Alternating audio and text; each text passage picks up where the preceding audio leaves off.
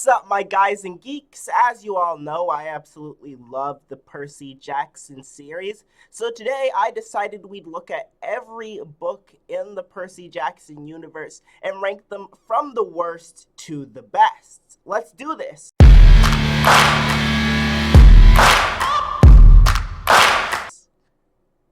Alright, if you go on to enjoy this video, be sure to give it a thumbs up, subscribe, and hit that notifications bell for more awesome Geek Space videos. And be sure to comment down below what you think and how you would rank all the Percy Jackson books.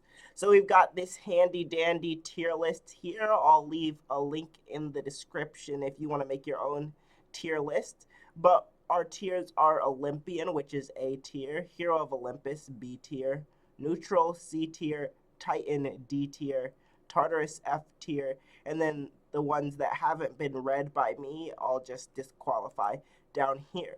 But we're kicking off with the original Percy Jackson series, and we've got The Lightning Thief, which I would put in C tier.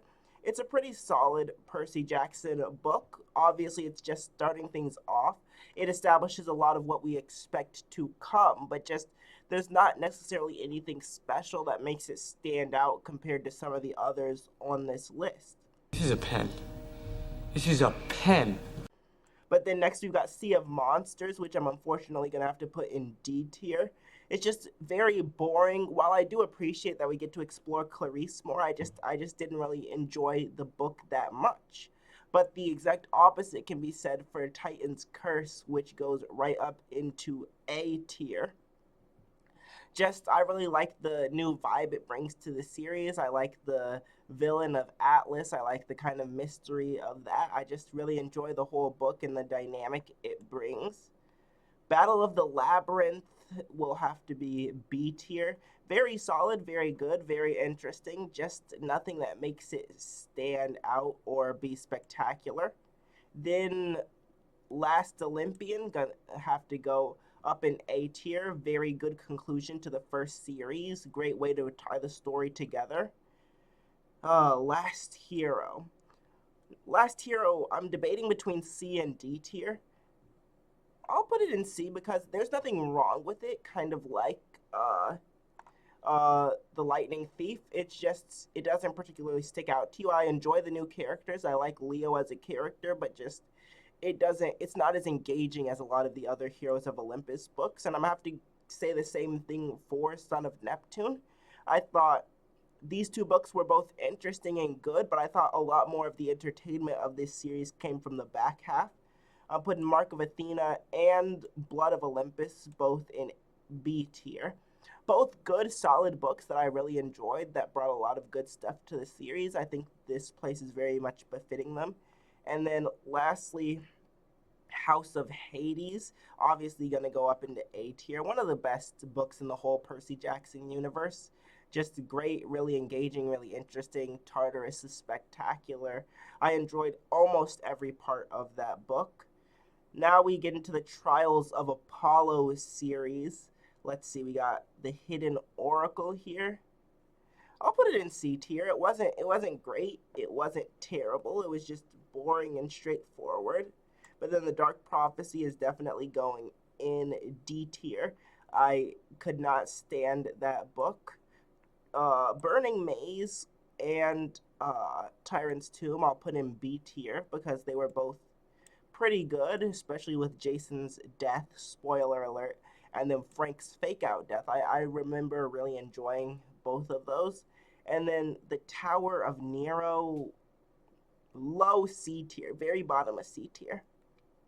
The Trials of Apollo books are definitely...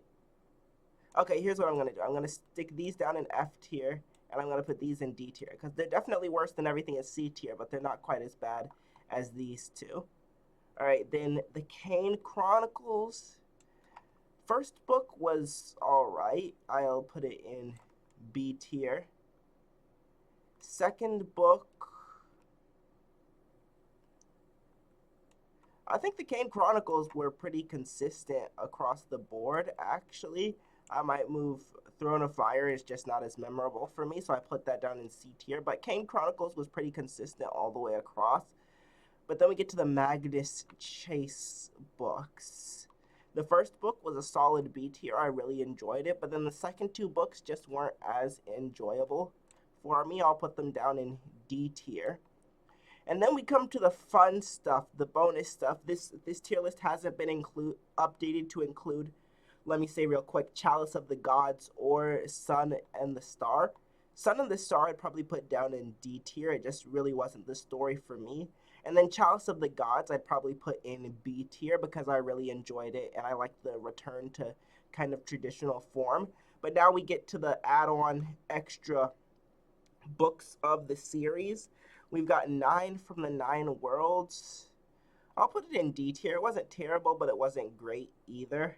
Greek Heroes, unfortunately, I have not read yet, so that'll have to go in the DQ stack. But I have read Percy Jackson's Greek Gods. I'll put it in B tier. There were some funny moments. I enjoyed getting to read it. Camp Jupiter Classified, perfectly neutral, C tier. Didn't love it, didn't hate it. Same with Guide to the Norse Worlds and the Brooklyn Manual. Camp Half-Blood Confidential was a bit more entertaining. I'll put that in B tier. And then when Percy and the Kanes teamed up was definitely B tier as well. Demigod Diaries, I'll put them high C tier. They weren't as good as the stuff that I have in B tier, but they were definitely a very enjoyable, very entertaining read. And then the Demigod Files, let's see. Those were also an entertaining read. I'd put them somewhere above here. So now I'm just going to go through every tier and rearrange them so you can really get an idea of my definitive ranking. I definitely put House of Hades first, then Titan's Curse, Last Olympian. Then I'd probably put Mark of Athena. Yes. Hold on. I'll move Red Pyramid over here. I'll move... I think it's Serpent's Shadow. I can't remember the name of the book. The visuals aren't the greatest. I can tell what book it is, but I can't tell the title. Sword of Summer is probably going to go more towards the end. This one was a lot better. Then moving on to C tier. Lightning Thief just has to get the respect. I'll put it second. Then I enjoyed Son of Neptune more than that. I enjoyed this more. Then with these, that'll go towards the end. Yeah, I think that's fair. Tower of Nero was better than that. Let's see, Ship of the Dead was definitely better. Yep. All right, so this is my definitive ranking of every Percy Jackson book in the Percy Jackson universe. We've got House of Hades, Titan's Curse, Last Olympian, Mark of Athena, Battle of the Labyrinth, Blood of Olympus, Burning Maze, Serpent's Shadow, Red Pyramid, Tyrant's Tomb, Demigods and Magicians, Percy Jackson's Greek Gods, Camp Half-Blood Confidential, the Sword of Summer, Demigod Diaries, Lightning Thief, Son of Neptune, the House of Fire, Lost Hero, Demigod Files, Brooklyn House Magician's Manual, Guide to the 9 Worlds, Camp Jupiter Classified, Tower of Nero, Ship of the Dead, Hidden Oracle, forget some of these titles, the Hammer's Thor, the Hammer of Thor, I think it is. 9 from the 9 Worlds, the Sea of Monsters, Dark Prophecy, and then unfortunately I have not read Greek Heroes. And just to remind everybody, Chalice of the Gods and Sun and the Star have not been added, but I would put Sun and the Star at the end of D tier, and Chalice of the Gods I would probably put in B tier, right between Battle of the Labyrinth and Blood of Olympus. It was really good, a great return to form. But all right, those are my picks for ranking every Percy Jackson universe book from the worst to the best. I hope you enjoyed this video. If you did, be sure to give it a thumbs up, subscribe, and hit that notifications bell for more great Geek Space content.